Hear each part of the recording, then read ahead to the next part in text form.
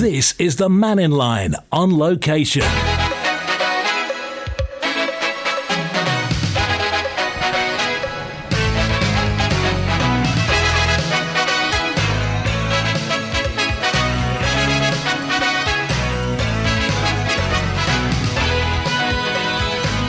Hi, good afternoon. Welcome to Mannin Line today's live at Knockaloe in Patrick for the Royal Manx Agricultural Show. Day one today and a great showcase for Manx agriculture. Lots of stuff going on. If you're coming along today, you're guaranteed of some good weather. I've just been browsing the vintage vehicles and the vintage machines. Lots of ski going on. You'll hear every rumour you can today on the Isle of Man, and we'll be talking to some interesting people between now and 1 o'clock. Talking about plastic, politics, milk, meat, the NFU and water as well. Mannin Line is live at the Royal Manx Agricultural Show today. And DEFRA Minister Claire Barber's here today. Claire, lots happening in your world at the moment as well. We're at the Royal Manx Agricultural Show, but I just want a quick word about the herring. What's that situation? Yeah, so really great news around the herring in terms of getting quota for the Isle of Man, and that ties into that food security, that future-proofing of our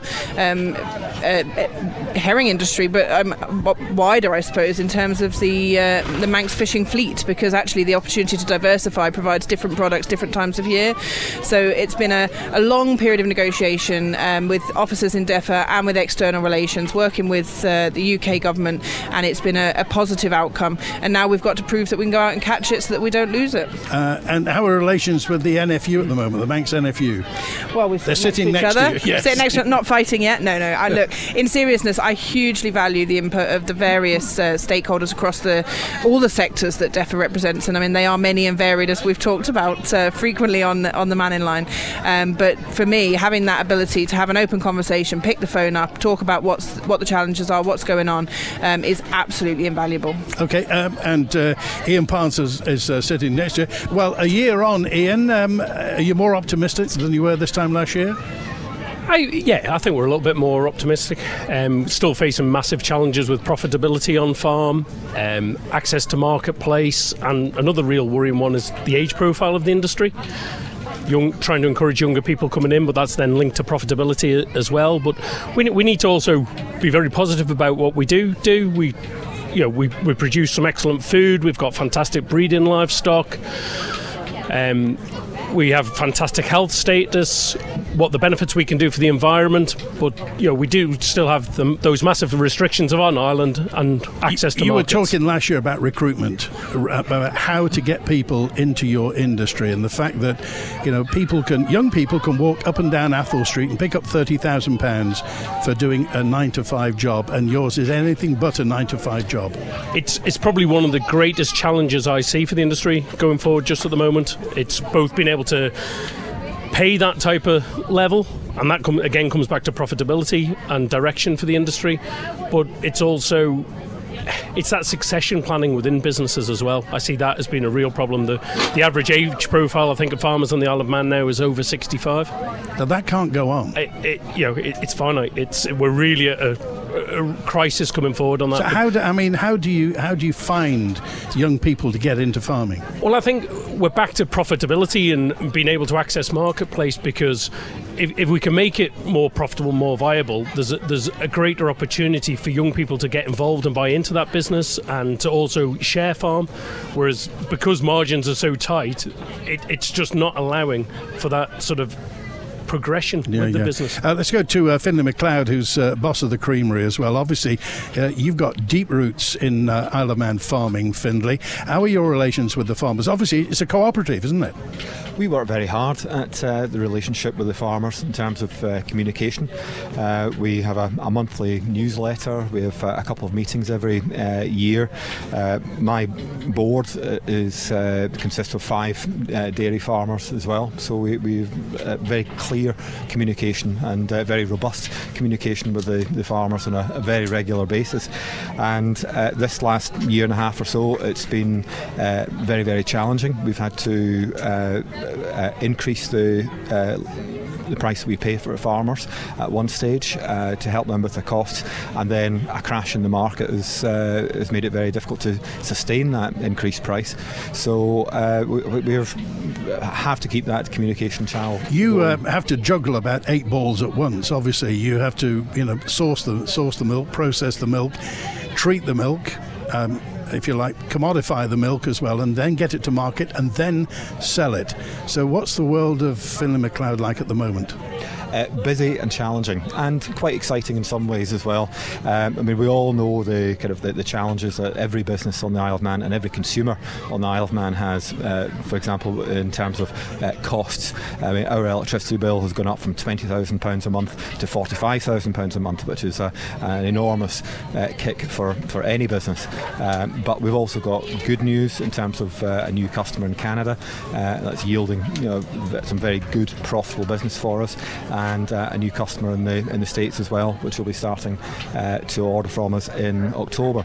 So we're doing our very, very best to make the industry sustainable and viable by trading as well as we possibly can, adding as much value to the farmers' raw milk as we possibly can, and at the same time trying to control our costs as much as possible and as much as you possibly can in these days of inflationary utility costs, cardboard costs, etc., etc. Well, you can't go for a mass market product, obviously, because you have a finite resource. So is Isle of Man Creamery, is it a premium product? Where does it stand in the market? It's very much a premium product, and that is one of the reasons why we have focused so much on exports over the years and looking for niche markets and niche retailers that can command a premium price for Manx produce. We know that the product is very good, of a very high quality, so it can stand up against products produced anywhere else in any other dairying nation. Okay, new member to the panel, Rebecca Mear, has been at Isle of Man Meats how long? Actually on island, I think I'm running up to about 4 weeks. 4 weeks. Coming through to kind of 7 so in what total. brought you to be Managing Director of Isle of Man Meats? So I've got a long connection with the island anyway. My family used to live here. I've been to this show actually every single year with the children, and from my background in agriculture and commercial organisations, started having some conversations around the plant, and I just felt that I could make a difference, be a part of the change, and joined the group. It has to be said, it's not been entirely smooth sailing at the meat plant over the past few years. So strategically, how are things looking? It hasn't. I think, echoing Finlay, there are challenges around imports, labour shortages, various different elements within the plant. What we're looking at the moment is some very short-term planning, recognising the situation that we're in now and what changes can be made now. And we are working, one of the beautiful things that I like is we're working on the future strategy of where we want to be as a plant, how we face into those market challenges, but we're working directly through the whole chain. So picking up with the farming organisations, with our own producers, right through to where we're going at the end product, to our retailers and butchers, and working collaboratively on what that strategy is going to be on for. And just tell us briefly about these awards you've just got. Yes, so really pleased that we won 2 3-star Great Taster Awards. They are not easy to get, and we won that for the rack of lamb and the wing rib. They were not easy to get, but I've got to say the produce that's being turned out from those farmers and their farms, and the butchery that's available on the island, just gives you, whatever the challenges, a huge boost for the future, because Isle of Man meat is a strong and successful quality product. Okay, sitting next to you is Bill Dale of Beach Buddies, the volunteer beach cleaners, and again, stress that, volunteer. And how many people now have become Beach Buddy volunteers? Funny, I just looked at this the other day. We've gone past 19,000 different volunteers. Now, if anybody's listening internationally off the Isle of Man, we have 85 odd thousand people. And you've had how many? 19,000. It's very close to 20,000, and a lot of those are young people, and giving up. That makes a huge difference. Sunday mornings, sometimes in the wet and windy weather, we do, yeah. to pick plastic up off a beach. It was one bloke's idea with a dog. And where was it? Which beach was it? It was at Balaf, yeah. Balaf Beach. I mean, the amazing thing is that we started with with a handful of volunteers and thousands of pieces of plastic to pick up.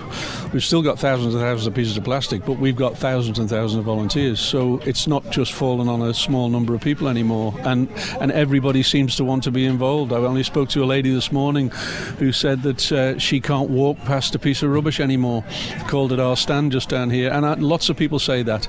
The governor says that himself. He's our patron here. Every governor has been the last two, yes, have been very taken with the fact that they have, and this great supporters. Well, I think Beach Buddies has brought out the best in a lot of people. I think because it was never terribly trendy to pick litter up. I think that's the difference that we have in the Isle of Man compared to pretty much everywhere else in the world, is that if you pick up rubbish, it's actually a good thing to do, and it's socially acceptable. Whereas a lot of people around the world think, I'm not going to do that because it's other people's rubbish. And in the Isle of Man, I think we're setting, and I've said this many times, we are setting an example, and I can't see anywhere else in the world that's doing what we've done here. But your word has gone far and wide. You've been here, there and ever, giving lectures as well, haven't you? I have, yes. I've been very fortunate. What do people think? When you say, I'm from the Isle of Man, we get people to volunteer to pick pieces of plastic up from the beach. What do they say?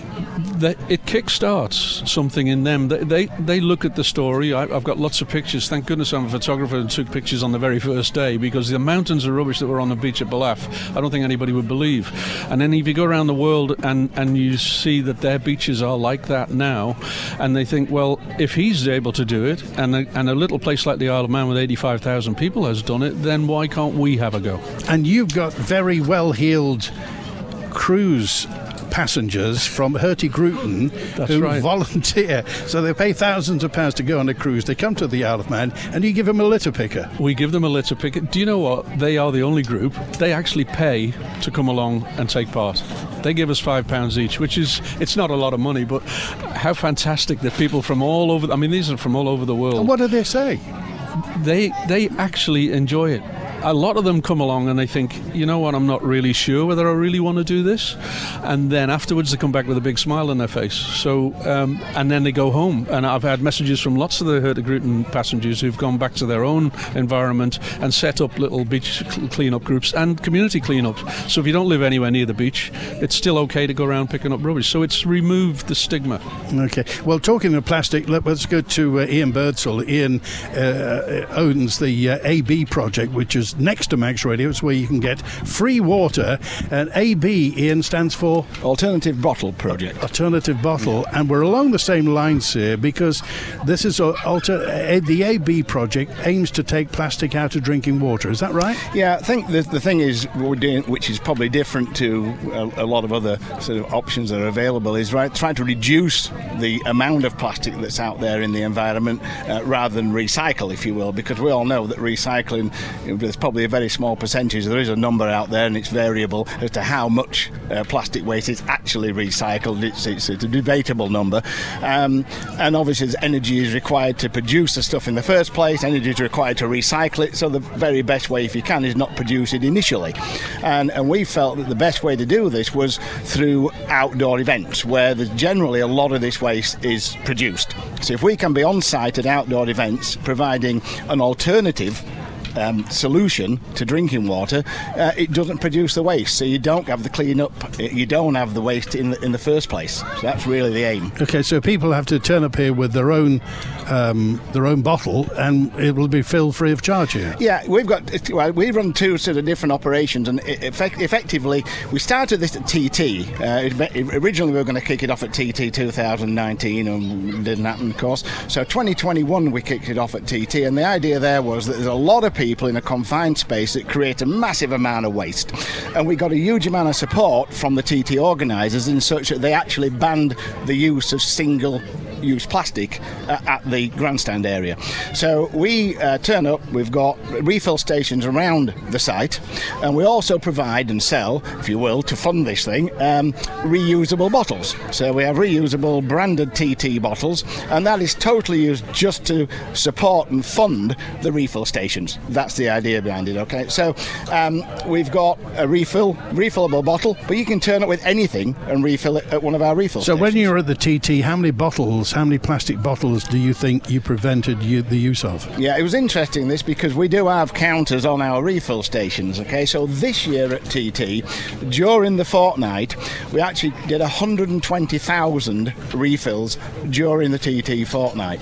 So if you take their half-litre refills, so 60,000 litres were saved, which would normally be in plastic bottles. Now, plastic bottles, 330ml, something like that. So if you equate that back to how many plastic bottles it saved, it's a massive amount. So this struck you because I know you make fishing boats, don't you? Correct, yeah. You do. So you see, and obviously anybody who goes out fishing on the Irish Sea sees plastic and a lot of it.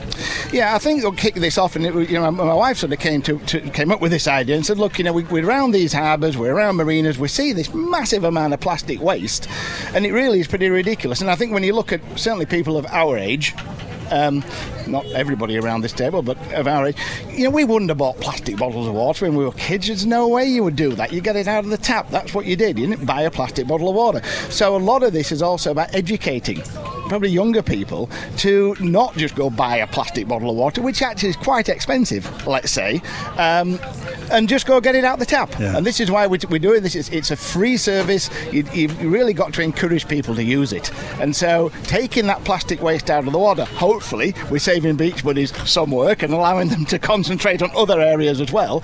And so hitting it at the source is really what the AB project is about. All right, we're live at the Royal Manx Agricultural Show at Knockaloe, live from Patrick today. Andy Bass's here from the Conister Bank. We were talking last year, Andy, and I want to carry on the conversation. We were talking last year about funding and providing finance for agribusiness, for the agricultural sector as well. And I remember one of the contributors last year was saying that Conister came in at the last minute and basically saved somebody's business, giving finance as well. What's the temperature? What's the situation like now, lending to the agricultural sector? Good question. I mean, if you go back to what Ian said about the average age of a farmer and people coming through, that's something I've given quite a lot of thought to, because it is more difficult for somebody to come through the ranks, come into farm, unless it's their own, family business and it's generational. In terms of lending into agriculture, for us, Conister, there's still lots of opportunities, whether that's for plant and machinery, fertiliser, those sort of schemes. But you do have to understand that people aren't earning as much money as they were because their costs are up. So we're trying to kind of bridge the gap to make sure that people can still make the moves they need to carry their business on. So I take it sometimes you have to give people bad news as well as good news. Yeah, you do, but I think you always try and find a way to help somebody out. I mean, at the end of the day, it's a sector that has very, very, from our point of view, very, very little default. Most of the things we fund are for a business or a family business. Yeah, there are times when you might need somebody to maybe back it up a little bit more, or the deal a little bit more. But ultimately, we'll find a way to make something happen. But it's more when you sat around the table and you go meet the farmer, meet the contractor, just to see the struggles they maybe have getting money in, getting paid, making ends meet. So it's a tricky time, definitely. You've worked in finance for a long time, and you've seen how to recruit people in the finance industry with terms and conditions. So put yourself in the agriculture. Ian was talking about recruiting people into agriculture. How do you think? Any ideas how that can happen? How do we get young kids into agriculture? Tricky one, really. Ultimately, I think people are guided by how much money they can earn. If somebody, a school leaver or whatever, went into an office, they are more likely going to get paid more than what they are if they go and work on a farm in somebody else's business. It's got to be more of a passion thing. It's more of a desire to work in agriculture. I don't think I'm speaking out of turn saying that. I'm sure there are opportunities and there are people with a passion to go and start their own contracting business, and that's kind of where we fit in. However, it must be tricky. Let's go to Ian then. So how do you ignite that passion? If somebody, is it purely somebody who's in a family, or just people who like working with machinery? What is it? There'll be an element of that, but I think an ultimate goal I would have is that it's a real profitable, vibrant business. We're providing food security, we're looking after the environment, but ultimately the financial package has got to be there too. So the more we can make farming more profitable through sort of different marketing markets, It's got to be the best way to try and drive it forward to encourage those people in. It shouldn't just be about them feeling like they're almost guilted into the industry. It should be an industry. I would rather it be an industry of choice. Well, we all know, I mean, that's happened within families in the past, you know. Sons and daughters have been drawn in like a magnet into the family business, and, you know, sometimes they can get resentful in later life about being dragged absolutely. into it. And the amount of hours that we have to put in working in the industry, it should provide an adequate financial return. Well, let's get that straight as well. You know, when you talk, it is a business at the end of the day. You talk about the number of hours, you say it very quickly. It can be, 70, 80 hours a week. Yeah, and there's many other businesses have to do that too, but at different times a year it's different amounts, but it's that constant tie. You're responsible for animals, for welfare, or even whether, you know, in cereal farming there's that commitment. So it is a 7-day-a-week job at certain times of the year. Tell us about the pleasure then, the pleasure and the passion of being in farming. It's fantastic. You're out working in a fantastic environment. We've got some fantastic produce here on the Isle of Man. We could market that anywhere in the world. It would stand up against anywhere. We're doing a massive amount for the environment and what we do every day through sequestering carbon with our hedgerows. We used to see that as a real negative to farming in the Isle of Man. We've got some of the smallest field sizes in the world, whereas that actually is going to be a great benefit going forward for the environment and a great positive for Manx agriculture, because those hedgerows are all sequestering carbon, releasing oxygen out. We're doing that with our grass as we're feeding livestock. And we need to sort of benchmark that more in the Isle of Man, because it's a far more environmentally friendly type of farming than we see in the rest of Great Britain. Claire Barber, MHK, obviously it's not your job to secure the business and the income of farmers, but how far does government bear any sort of responsibility in this equation? I think it's absolutely vital that government's creating a regulatory landscape, creating an opportunity to promote produce across the Isle of Man, so that it's not impossible to work within farming. And that's about working with various stakeholders and making sure we're listening, making sure we're responding. You know, we've got a number of schemes that do support farmers, but we also need to sense check. It's no good continuing down the route of something if the noise is saying that isn't working. And I think, as Ian said, there's huge amounts of positives around what farmers can and are doing.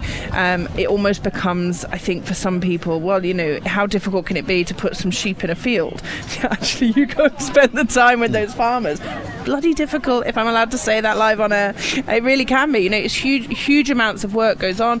There's huge amounts of work around the arable sector, rotating the crops. They're also doing a load of work around sequestering carbon, whether that be through hedgerows, whether that be through actually the contribution to biodiversity and our ecology on the Isle of Man, flood risk management, land management. When we drive through the countrysides and we see those sheep and those cows and pigs grazing, and when we see those crops that have been put in, that hasn't just happened by accident. That has absolutely happened through years of hard work and management of the land. And it's absolutely right, we recognise that, and we work with the farmers to make sure that how we operate our schemes enables them to continue to do that in the future. Okay, so in their role as custodians of the countryside, I mean, is that something that they do themselves, or is it government involved in that? So we have the Agri-Environment Scheme, which provides support towards some of those initiatives, and not just the initiatives that are laid down in the handbook, but also asks for farmer initiatives. So we know that actually farmers know way more about the countryside than I will ever purport to know. So they come up with schemes, that some of which they've been doing for years, and then that becomes embedded in those schemes for the future.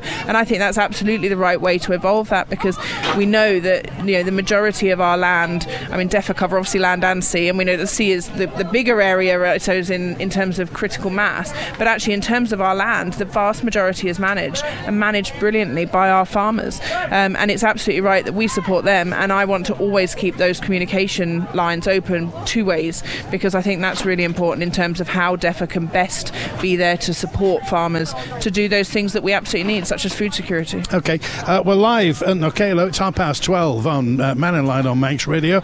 Back in just a moment. EPS just finished painting our house and we're delighted with the result. Very impressed with the speed, quality and standard of work. We would recommend EPS highly. House looks like new. Brilliant job from start to finish. EPS, transforming properties island-wide with a revolutionary Protex wall covering system. Guaranteed for 10 years. Visit eps.company for details. There's a waiting list, but it'll be worth it. A good job well done. Thank you, EPS. Discover a fabulous range of watches, gifts and jewellery at Ramsey Art Gallery with top brand watches from Bulova, Citizen Eco Drive and Storm to Acura, Seconda and Timex. Plus, all watch purchases come with free lifetime watch bracelet adjustment service. There's stunning gold and silver jewellery, gifts for all occasions, and of course a fabulous gallery of limited edition prints and original artworks. Find all this and more at Ramsey Art Gallery, Jewellers and Engravers, opposite Ramsey RNLI shop. We are ready to go at B&B Furniture with a wide range of manager specials throughout the store. If it says I'm ready to go, then it is ready to go. Priced in-store for immediate delivery and no long wait for stock to arrive onto the island.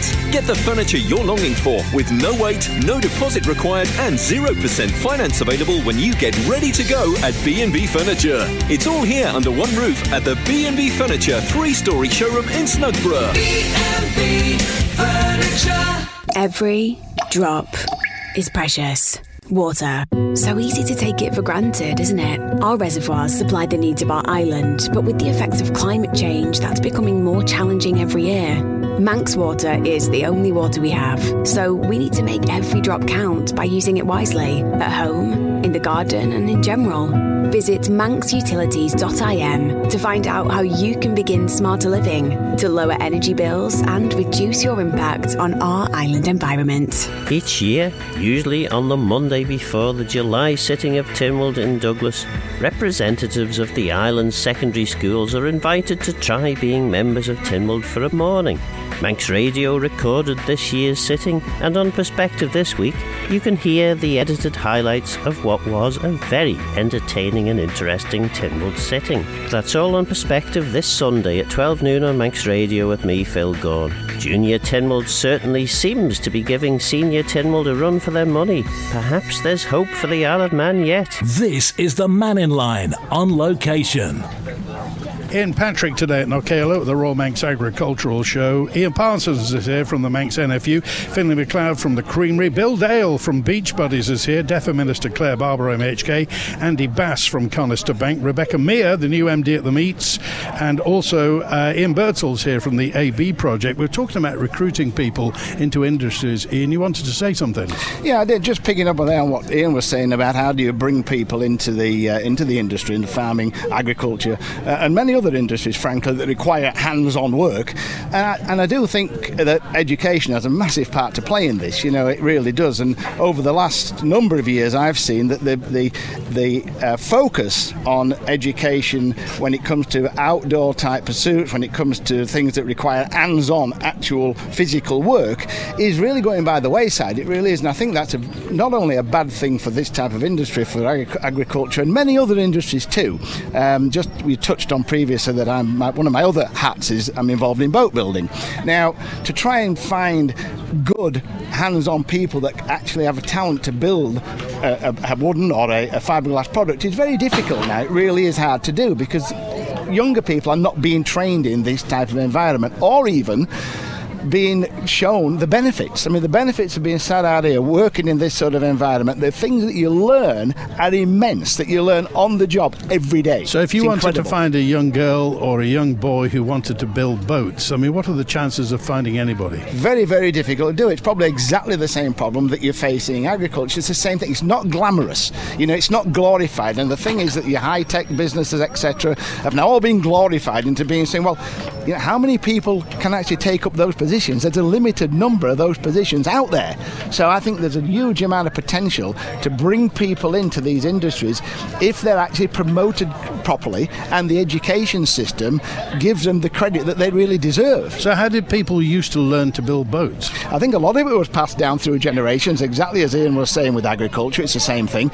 But I think apprenticeships were a massive part of that people didn't go to university necessarily. They did an apprenticeship. My son did that. My son actually worked at Ronald Aircraft Company on an apprenticeship, and I think that hands-on involvement in the business teaches you so much about what you can do in the future, and not just this hypothetical view of what you may be going to do. It actually is, look, this is what this business means to me. So going out there and working, you know, on a farm, for instance, you learn so much about what the future holds for you rather than just being told hey, guess what? Go work on a farm. Go herd sheep. Not the same thing. There's a lot to that business at every level. Ian Parsons?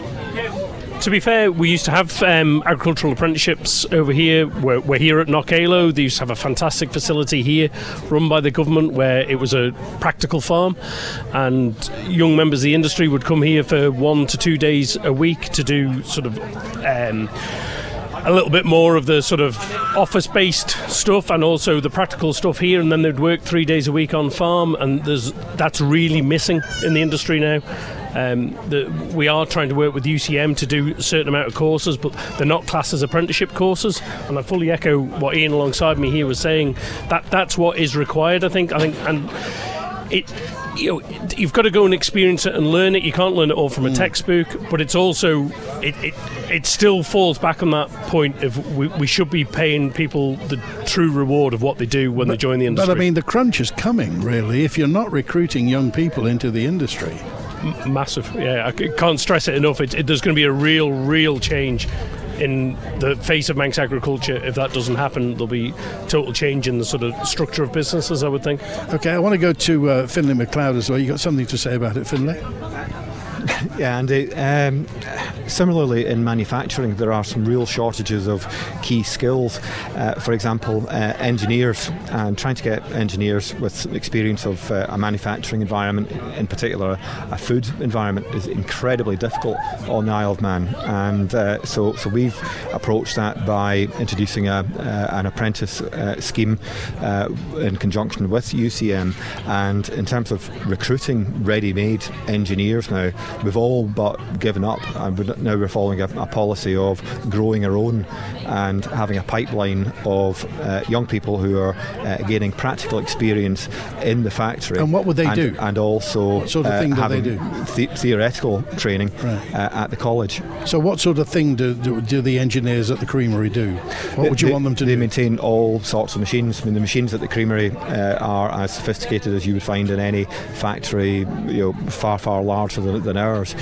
We have state-of-the-art cartoning machines, the cheese manufacturing, the pasteurisers, homogenisers, standardisers. These are all high-tech pieces of equipment which need to be maintained to a very, very high standard to keep your product safe and of high quality.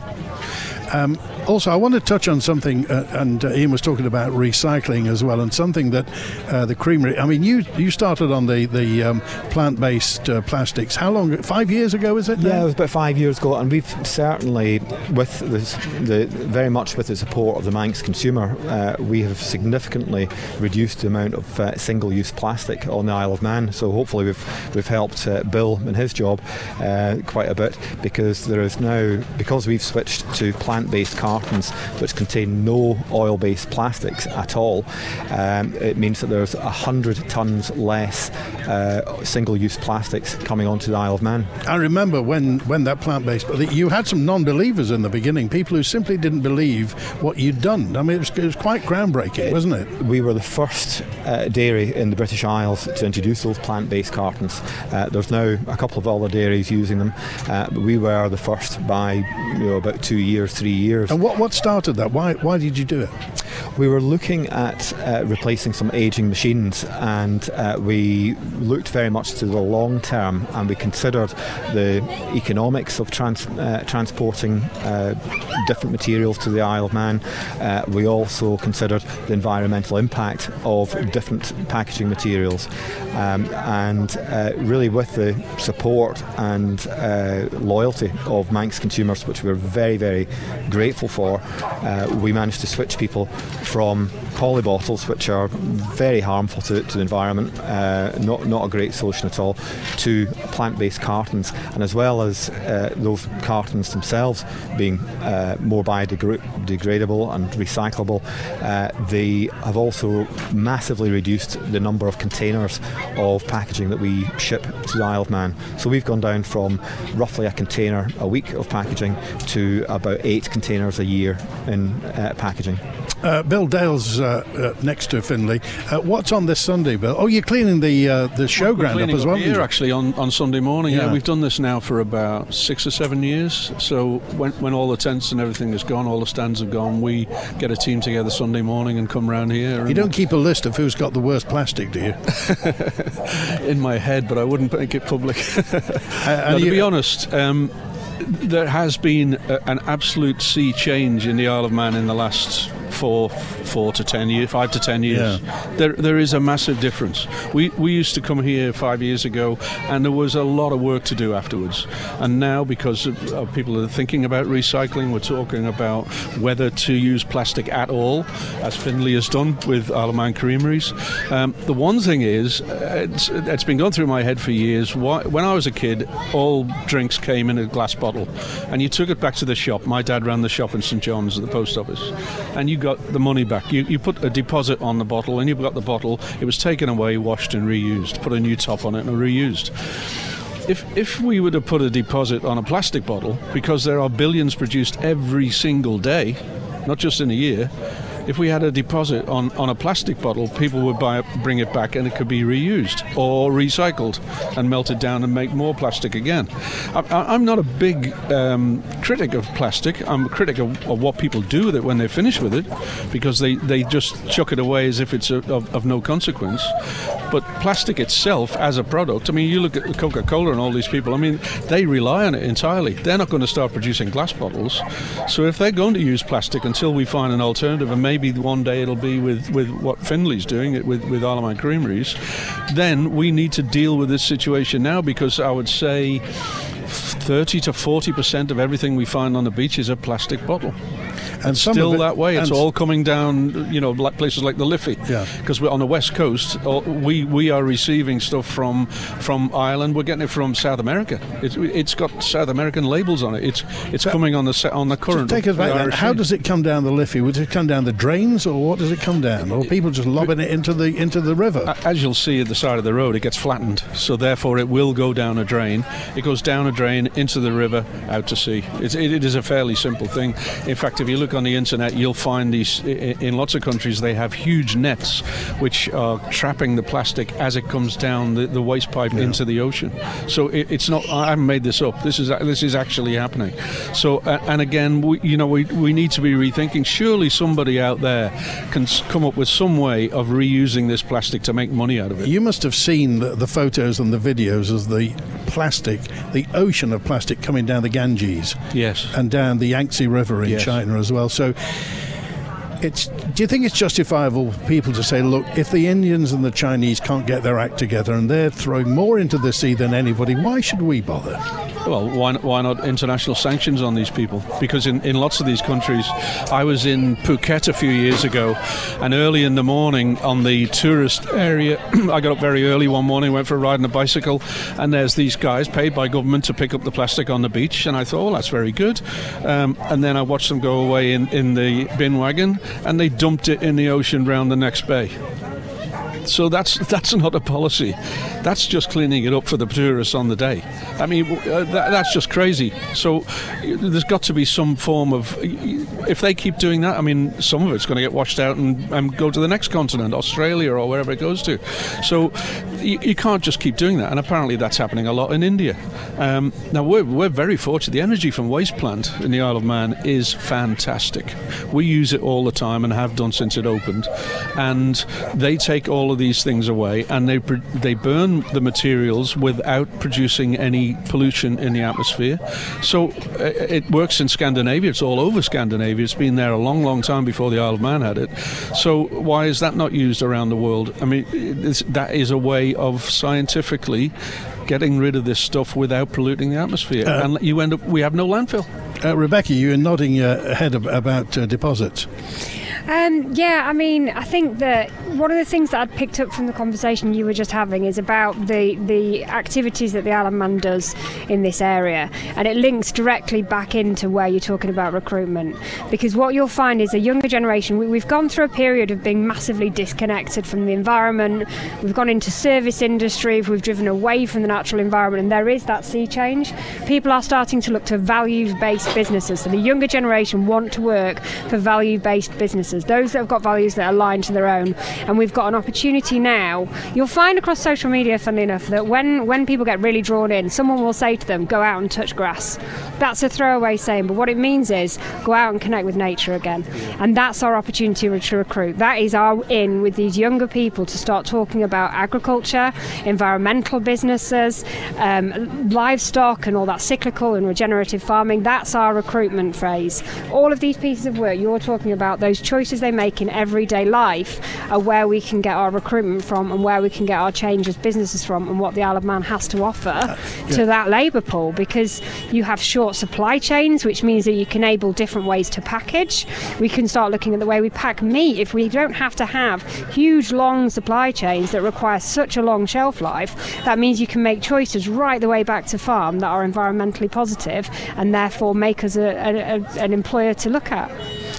So do you think the younger generation, we've slagged off the younger generation for using plastic and what have you, do you think the younger generation have something to offer in this? I genuinely do. I think what you'll find is they're not doing the exciting things our generation were doing, but they are making food their rock and roll, and they are making value-based choices. They're the ones that are starting to see the impacts of climate change. The farmers are the ones that are starting to see the impacts of climate change, and I think you can see post-COVID they're starting to go out walking, they're starting to want to be more connected to the natural environment, they will make personal choices in their purchasing where they feel they can make a change. So yeah, I genuinely believe they have a lot to offer if we can interact with them the right way, but we need to change the traditional ways of interacting. We do need to educate, but we can't just educate, we need to involve. We need to recognise they get involved with people and stories. We need to connect with them where they are on social media, kind of be where they are, don't expect them to come to us. Okay, Bill Dale? Yeah, that's where we've gone. Very interesting you should say that, because that's where we've gone in the last 5 to 10 years, is that we go to schools all the time and we have an education programme, and when we go in there, the children really engage with it. They understand it. The great thing is on a Sunday morning we have volunteers turn up, and these are children that I've recognised that I've spoken to in the week, and they brought mum and dad. So the children are going home and educating their parents. And I think if it comes from that route, it's better than it being thrown down their throat by somebody on TV. Or it doesn't work that way. Yeah. If the children get it, then we've got a chance. And in my experience, the children in the Isle of Man are just fantastic. I was going to come to that. Have you ever turned up at school and given them the Beach Buddies talk? Has anybody ever said, look, Mr. Dale, with respect, this is a bit boring? Sorry? Have they ever said, look, Mr. Dale, this is a bit boring? You can see that the odd one is sitting there. You know what it's like when you're a little kid at school and somebody comes in to talk to you and you think, oh, what's this guy going to talk about? But I have to say, I would say 99% get it. The problem with that is, and I've thought about this for a long time, if there's 99% get it, you've got 1 in 100, okay? But that means in the Isle of Man you've got 850 people who don't care at all, and they're the ones who are chucking stuff out of car windows. So there's still a learning curve for those guys as well. But I have to say that the response from children, from the teachers and from the school, and particularly from the teachers, because if they don't get it, then the kids are not going to get it, then the schools have been simply fantastic. Okay, live at the Royal Manx Agricultural Show, and from the Manx NFU, Ian Parsons. I think, following on from what Bill said there, though, we need to change how we do educate our young. I found it really frightening at the Southern Agricultural Show. As part of the NFU display, we've got some some big buckets with Ballinevin compost in, with quality Manx spuds buried down in to allow the children to come along and dig their own spuds. And the number of children that didn't realise that's where potatoes came from. They came from the ground. We've got to take that education right back to show where our food comes from. We need to move away from these ultra-high processed foods in the plastic packaging to back to more locally, seasonally produced food, but educate our children at school about what they can do with a bag of spuds and what they can do with the basic food products and where they do come from. Well, and if anywhere can do it, Claire Barber, it's the Isle of Man, because everybody's in the countryside here. Absolutely, and I think my kids were at the show there digging up potatoes from Ballinevin compost. I mean, we're fortunate we do grow potatoes, in fact, at home, but I think that attachment and that association with food is so imperative. And I certainly remember, through work, I've done voluntary work through the Brownies and Guides, for example, and I've come across kids who can't understand why meat's got bones in, and I mean, there's this complete disconnect from the product that comes out of a paper carton in the freezer and the animal that it is produced from. And for me, that is absolutely imperative within education, so that we understand where our food comes from. We debunk some of the myths that are sadly perpetuated, through social media and so on, I think. But we also provide the opportunity then for those kids who absolutely do have a social and environmental conscience to make choices that are informed based on buying locally produced, sustainable produce. And a part of that is about understanding seasonality in produce. So at the minute, it's too easy in many ways to go to the shop and we expect every item to be available every day of the year. And the reality is that in order to achieve that, we're flying stuff in from Costa Rica, we're flying stuff in from Brazil, we're shipping stuff for miles, we're storing it for months. And in doing that, you lose the quality and that beautiful taste that you'll get if you buy a bag full of produce here and you take it home. It will taste like it's supposed to taste like. But we're also contributing to climate emissions because we're shipping that stuff in. And as much as climate emissions are essentially accounted for at source, so it's almost easy in some respects to produce everything, ship it in, because we don't account for that carbon emission production. But that would be to be completely naive to the wider issue of climate and the changes by not being responsible for our own emissions and what we are creating by importing and not buying that seasonal local produce that frankly is better than anything you'll get that's been imported. Okay, Ian Birdsall from the AB project. Yeah, just going back to what Bill was saying about schools and the time that you spend trying to get your message across to children at school. We did this at Victoria Road Primary School last year, and we actually turned up and we just gave every single child a bottle. So I gave up every single person, and all the staff, a reusable aluminium bottle. Now, the thing that amazed me is they had a refill station there in the school. It was there. But actually, most of the kids that we spoke to, we had them all there in the games room, had no idea it was even there, and they didn't bring a bottle to school with them. And the amount of kids that opened their lunchbox up and they got a plastic bottle in there, and they'd actually no idea what happened to that bottle afterwards. They'd not a clue at all. So by showing them that, look, here's a reusable bottle, just bring this to school every day. Here's a place to put your name on it. You've got a refill station here already. I mean, not only is that educating them in that one little aspect, it's educating them generally in, look, you need to take care of the island and the environment in general. But give them the opportunity to do it. Don't expect them to figure it out for themselves. Okay, Andy Bass from Conister Bank. We did something very similar with Ramsey Grammar School. Gave the entire school a new bottle, and then every year after that, the year 7, as they come in, all get a bottle each. So the results were remarkable, actually, of how much plastic they believe they saved. I know Ian's children went to that school, so he will have seen. But they made this cage outside the school, and were launching bottles that had been used previously. It was disgusting the use. Okay, I got a question that came in, nothing to do with agriculture. It was about Conister Bank. Is Conister Bank going to launch a credit card? Not at the moment. That means at some point in the future, possibly.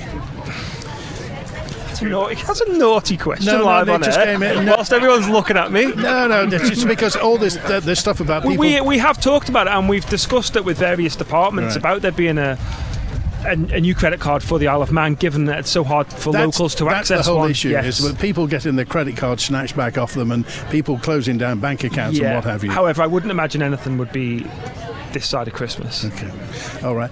We're live at the Royal Manx Agricultural Show today in Finlay MacLeod. I've got to tell you, Finlay, you're still doing the most searched after feature at the Agricultural Show, which is the free cheese. Still doing that, yes? We are indeed, yes. And you've been mucking around with the chili. It's now jalapeno, is that right? Jalapeno, yes. Whose idea was that? Basically, we did a few taste panels and came up with an improved recipe, and jalapeno won the day in terms of our taste panel. And also, now Isle of Man Creamery yoghurt, is that right? Unfortunately, we don't make it. It's Scottish, isn't it? But it's a Scottish yoghurt made by a farmers' cooperative who share the same values and cooperative ethics that we do, and it's a fabulous product, and it's now available on all of our milk rounds. Okay. During COVID, you were almost regarded as another emergency service because you helped lots of people. How's the rounds going? The Isle of Man Creamery milk rounds going? We gained about 2,500 customers during that period, and it took a lot of resource to get them onboarded, and also to have them served in a reliable way as well. We had to buy more vehicles, recruit more staff as well, but the vast majority of those people have stayed with the service, I'm pleased to say. Well, on behalf of a lady called Sally in Colby, who said she has to ask me to thank the creamery for doing that during COVID, because it was very, very well received. I've got to thank everybody today. Always a glorious day here in Patrick at Knockaloe. DEFA Minister Claire Barber MHK has been with us. Ian Birdsall from the AB Project. Bill Dale, of course, from Beach Buddies. Finlay MacLeod from the Isle of Man Creamery. Ian Parsons from the Manx NFU and Conister Banks. Andy Bass and Rebecca Mear, the brand new Managing Director of Isle of Man Meats, have been with us. So thanks for being with us on Mannin Line today. We're back with another open line on Monday, and next week it's Net Zero Part 2. Yes, we have the Green Party in, Andrew Langan Newton and John Curtis from netzeromatrix.com, talking about net zero aims and ambitions on the Isle of Man. So net zero, villain or hero, next week. Have a great weekend, and if you can make it to the show today or tomorrow, do, because it's a fantastic day. Thanks for being with us. Thanks to Howie Kane. Thanks to Nicola Holt. And thanks for listening.